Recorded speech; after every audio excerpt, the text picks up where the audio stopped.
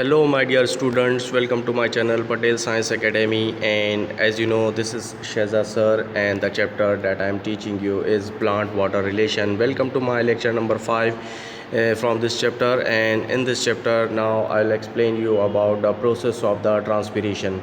What is transpiration? It is very simple process, dear students. Plants actually absorb the water constantly and continuously, and hardly 5% of total water that has been absorbed by that plant by the roots that is utilized for the cell expansion and the plant growth. Remaining 95% water becomes surplus, and which is then lost into the atmosphere through its aerial part, and hardly 1% of the surplus water is lost in the form of the liquid, and 99% of the surplus water is lost in the form of the vapors. So the loss of the water in the form of the liquid I have explained you in my previous lecture. It is, dear student, the loss of the water in the form of the liquid from the plant aerial part is always called guttation, that I have explained you, and it occurs through the special structure, as I told you, the special gland, the water stomata, that is hydathodes. And now we'll see about the transpiration. What is transpiration? Transpiration is the process of water movement through a plant and its evaporation from the aerial parts, especially from the leaves. So dear student, simply water loss of the water in the form of the vapor in the plant body through its aerial part, or removal of the water from the aerial parts of the plant, that is leaves, is called the transpiration, that occurs through the leaves, stems, flowers and fruits. Most of the transpiration occurred through the leaves, and now in this lecture we will learn about that transpiration.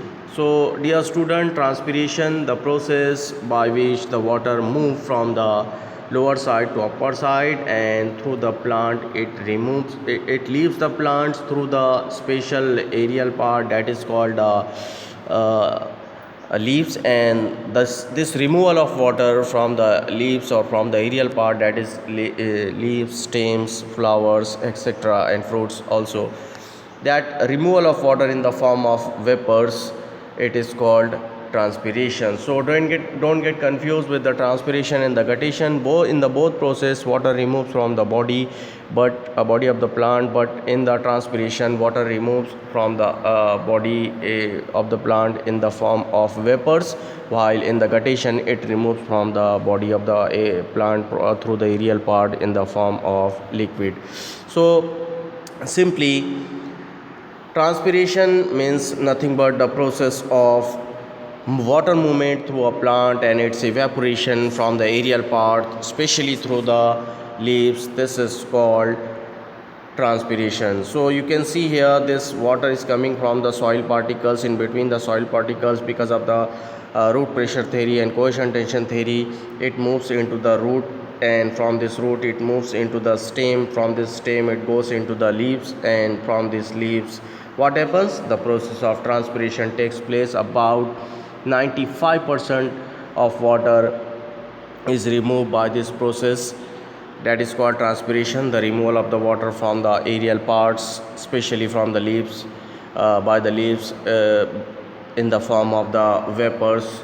This is called transpiration.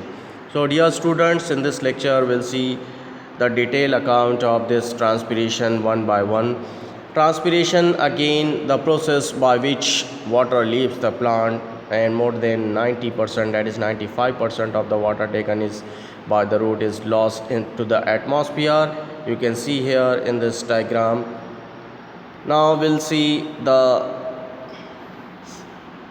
types of the transpiration. Dear students, there are three types of the transpiration. That includes these three types of transpiration: the process in which the water is lost from the water in the form of the gas or the vapors. It includes the stomatal transpiration, the cuticular transpiration, and the lenticular transpiration. And this cuticular transpiration, lenticular transpiration, and stomatal transpiration as the three type of this transpiration we'll see one by one in detail from the next slides. So dear students, first we'll see the cuticular transpiration. What is this cuticular transpiration? The cuticular transpiration means the transpiration by the cuticles. So dear students, if this transpiration is taking place, by the cuticles, then this type of transpiration is called cuticular transpiration. But question should be arise in your mind, what is cuticle? So dear students, cuticle is a layer of a waxy substance, that is cutin, present on the outer surface of the epidermal cells of the leaves and the stems, and that waxy substance layer is called cuticles. So cuticular transpiration, it occurs by the simple diffusion, and it contributes about 8 to 10% of total transpiration. 8 to 10% of total transpiration takes place in the plant by the cuticular transpiration, by that layer which is waxy, made up of waxy substance, that is cutin, on the surface of the epidermal cell of the leaves and stems.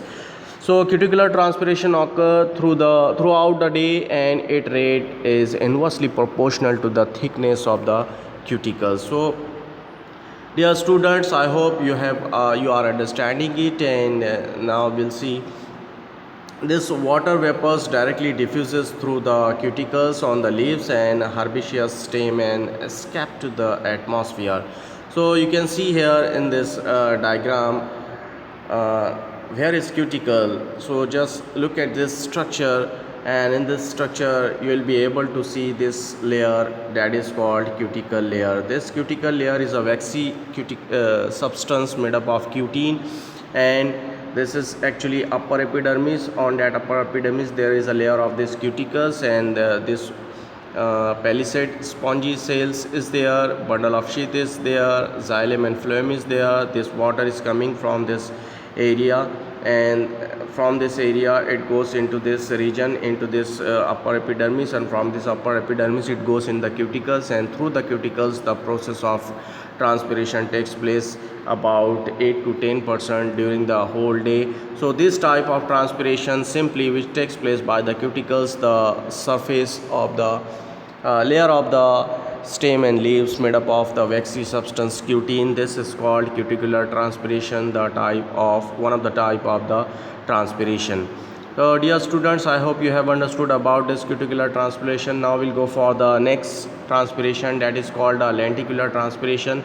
This type of the transpiration is the loss of water from the plants as a vapor through the lenticles. So as you know, in the cuticular transpiration takes place through the cuticles. In the lenticular transpiration, the transpiration takes place through the lenticels.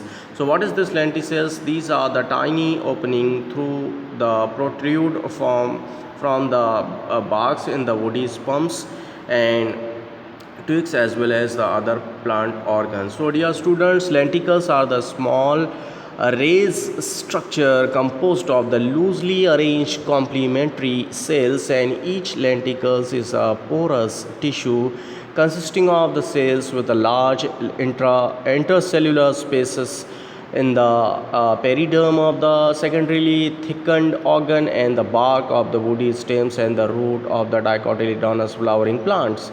Lenticles or lenticels are present in the bark of the old stem and the pericarp of the woody fruits, but are absent in the leaves. Lenticular transpiration, it contributes only about 0.1 to 1% of the total transpiration, means the lowest type of the transpiration takes place by the lenticular transpiration, as it is the small pores present on the woody stems and the roots of the dicotyledonous flowering plants.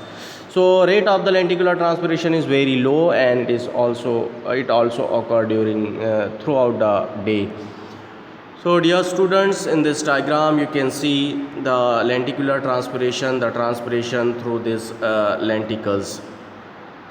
So these lenticles are present in the stem, woody stem, and in the roots which has become woody. So small pores are there, and that pores are called lenticles, and the transpiration through that lenticles is called a lenticular transpiration simply, and it is the lowest 0.1 to 1% transpiration takes place throughout the day by this lenticular transpiration. So Till now we have seen about the cuticular transpiration and the lenticular transpiration. Now we'll see the most important and the highly percentage of the transpiration in all amongst this all three types. The stomatal transpiration. Stomatal transpiration, it is it is the transpiration by the stomata. And what is this stomata? Stomata are the minute pores confined to epidermis of the green shoots and the leaves, and opening and closing of the stomata are controlled by the guard cell. And actually, dear students, stomata are the minute apertures formed of two guard cells and accessory cells, and these are located in the epidermis of the young stem and the leaves. So location is in the leaves and the young stem on the epidermis. So leaves generally show more number of the stomata on the lower surface. Remember it, in the lower surface of the leaf there is a more number of what we say stomata cell, and depending upon the distribution of the stomata on the leaves, leaves are categorized into three types, namely epistomatic leaves on upper epidermis, that is the hydrophytes, that is for example in the lotus, while the second type is hypostomatic, that is on the lower epidermis, that is xerophytic plants, that is for example nerium plant. In the nerium plant, on the lower surface on the lower epidermis the stomata is more. And another one or last one is the amphistomatic on the both surface, that is mesophytes group, for example on the grass. So these are the three types of the plants on the basis of stomata on their leaves, that is epistomatic, that is lotus on the upper epidermis, that is second one the hypostomatic, that is large number of stomata on the lower epidermis, that is xerophyte plant, for example nerium. And amphistomatic, that is the stomata present on the both sides, both surface, that is mesophytes group, that is for example grass. So this is about the three types of the plants on which the stomata is present on the either on the upper side or lower sides or both sides. So stomata transpiration occurs only during the daytime, and it is constitute or contributes about 90 to 93% of the total transpiration occur through the stomata, and that too during the daytime only. So this is about the last type of the stomata transpiration that takes place through this stomata. So dear students, the transpiration through the stomata, you can see here, this is the stomata, and let me show you the position of the stomata. Let me show you the position of the stomata. Look at this stomata.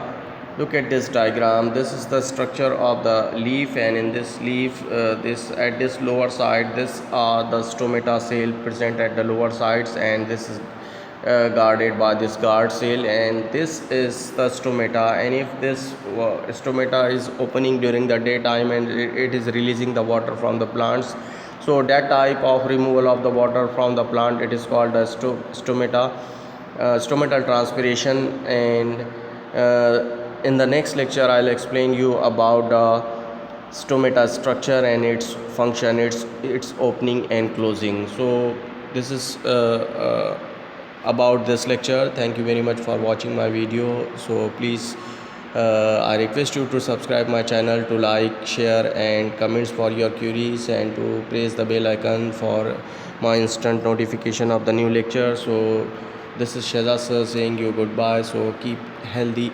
stay home, stay safe and be happy. Thank you very much.